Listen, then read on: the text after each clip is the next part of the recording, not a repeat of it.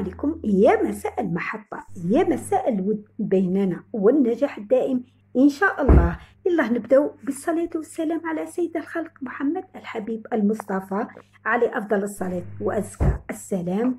ويلا نبدأ مباشرة بالروتين تاعنا، ونبدأ بالوصفة الخفيفة الظريفة تم توجديها بزاف بنينة حتى أنها اقتصادية. متنسوش حبيباتي، معكم أونوريا، اللايكات والمشاهدة الكاملة ما تنسوش، والشير هو اللي يرفع الفيديوهات.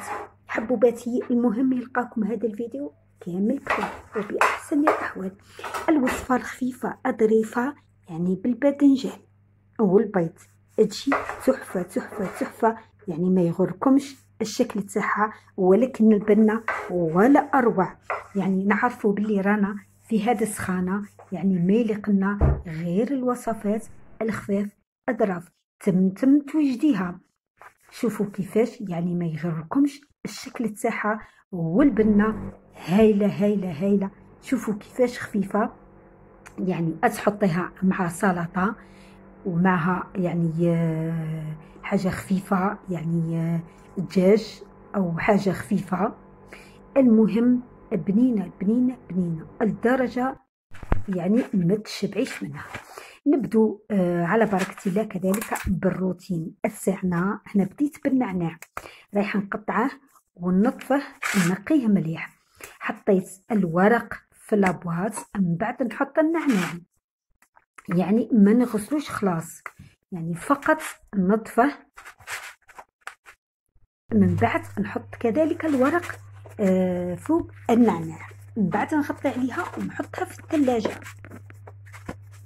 من بعد نبدو بالروتين الثاني اللي هو عندي هذا الدجاج، رايحة نبدأ ننظف فيه. أنا أولا هذه طريقتي في تنظيف الدجاج، رايحة نحطه على الطابونة اللي هو الريشو، احنا نقوله في الجزائر الريشو، يعني نشوطه مليح. من بعد نبدأ عاد نقطع فيه. يعني هذه هي طريقتي. نتمنى يعني تعجبكم الطريقة كما كتشوفوا كيفاش قطعتها، يعني روتين خفيف ظريف. راح نقطعها مليح. ما تنساوش حبوباتي اللايك اللايك اللايك والمشاهدة الكاملة والشير. ما تنساوش الشير هو اللي يرفع الفيديوهات حبوباتي.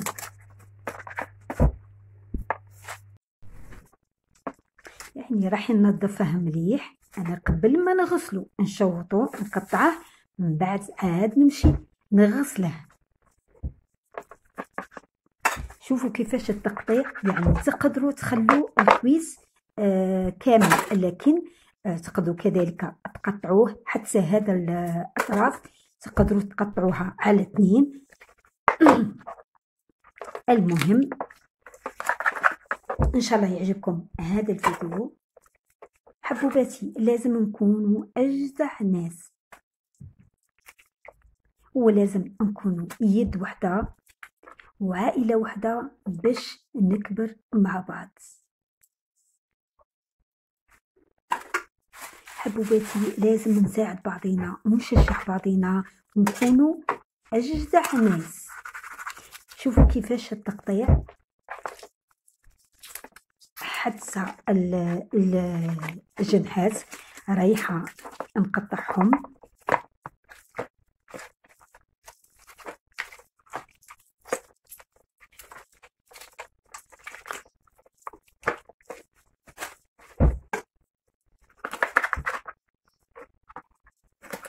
يلا حبوباتي، كل مرة نذكركم اللايك اللايك اللايك والمشاهدة الكاملة.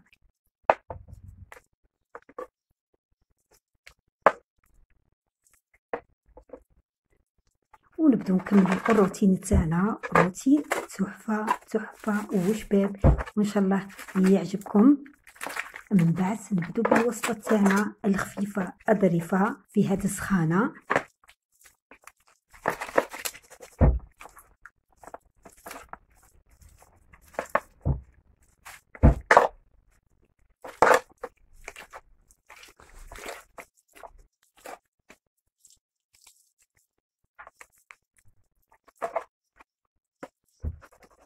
هنا كذلك راح نقطعها على 4، تقدري على 2 فقط، لكن هنايا قطعتها أنا على 4.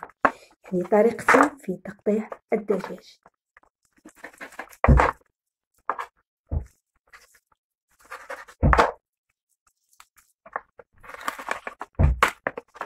يلا حبوباتي باش نكبر مع بعض. اللايك اللايك اللايك والمشاهدة والشير. الشير هو اللي يرفع الفيديوهات، ما تنساوش.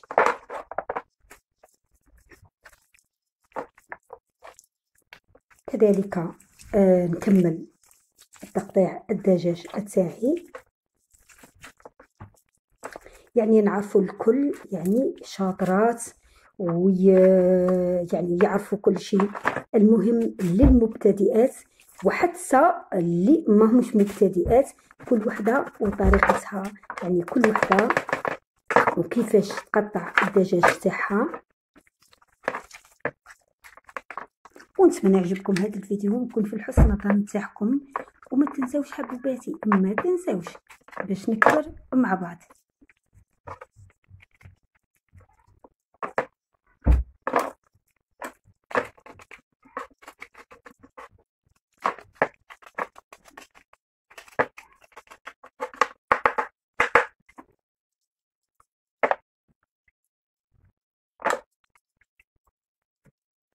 من بعد هنايا راح نغسله بالماء يكون شويه ماهوش بارد. نحي له كل هذاك يعني ننظفه مليح، نقيه مليح.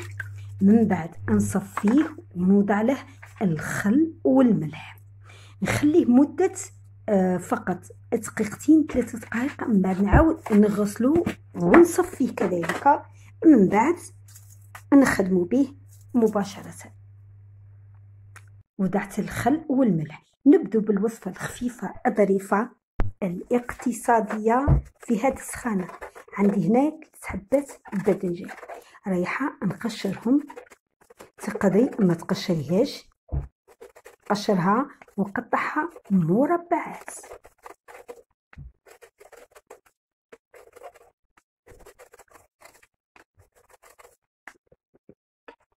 نكمل كل التقطيع.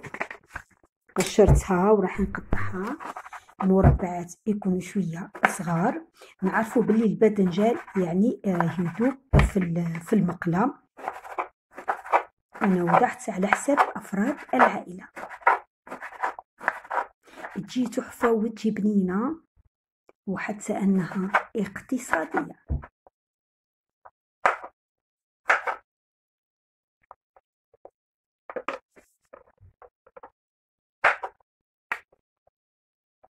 شوفوا كيفاش تجي مربعات، ماهيش كبيره ماهيش صغيره. المهم نكمل التقطيع تاع الباذنجان وتبعوا الطريقه للاخير. رايحه تكتشفوا الوصفه ومتاكده بلي راح تعجبكم، وحتى الاولاد تاعكم يعني تعجبهم وتجي بنيه. هنا وضعت المقله فيها بزياده تاع الزيت. وضعت لها الباذنجان، وهنايا نخليها على نار قليلة. وكل مرة نبدأ نقلب في الباذنجان حتى يعني يعطينا هذه التحميرة الشابة في الباذنجان. من بعد عاد نبدو في الأجزاء الأخرى، يعني الجزء الثاني. هنا كما تشوفوها هنا بديت نقلب في الباذنجان، يعني كل مرة قلبيه باش يجينا يعني يعطينا ديك التحميرة الشابة تاع الباذنجان. تجي حتى انها تجي خفيفة وتمتم فيها. انا قليته يعني كل مرة نبدأ نقلب فيه. انا عندي 2 حبات طماطم يعني بشرتها، وهكذلك نقليها مع الباذنجان باش تعطينا ديك البنة الشابة للباذنجان تاعنا. قليتها شويه. هنا عندي الفلفل الحار قطعته قطع صغيره، و2 سمينات ثوم مبشورين، والمعدنوس والقزبر مقطع قطع صغيره. يعني تقدروا توضعوا فقط المعدنوس، لكن القزبر يعطينا ديك البنه الشابه في الباذنجان تاعنا. نضيف له فلفل اسود ونضيف الكمون والملح فقط، ما نكتروش الملح. نعرفوا باللي الباذنجان تاعنا يعني فيه الملح، نديرو يعني نوضعو كمية قليلة تاع الملح. خلطوا كذلك باش ندمجوا كل المقادير في الباذنجان تاعنا.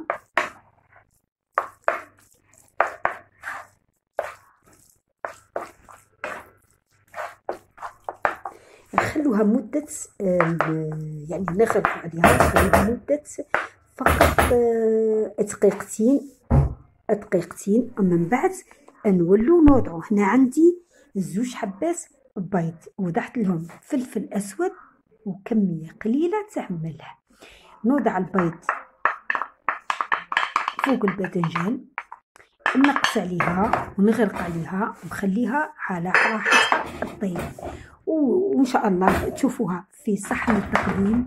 وما تنسوش حبوباتي اللايك والمشاهده والشير هو اللي يرفع الفيديوهات. ان شاء الله نكون في حسن الظن تاعكم، والسلام عليكم ورحمه الله تعالى وبركاته. يا من له ستر علي جميل، هل لي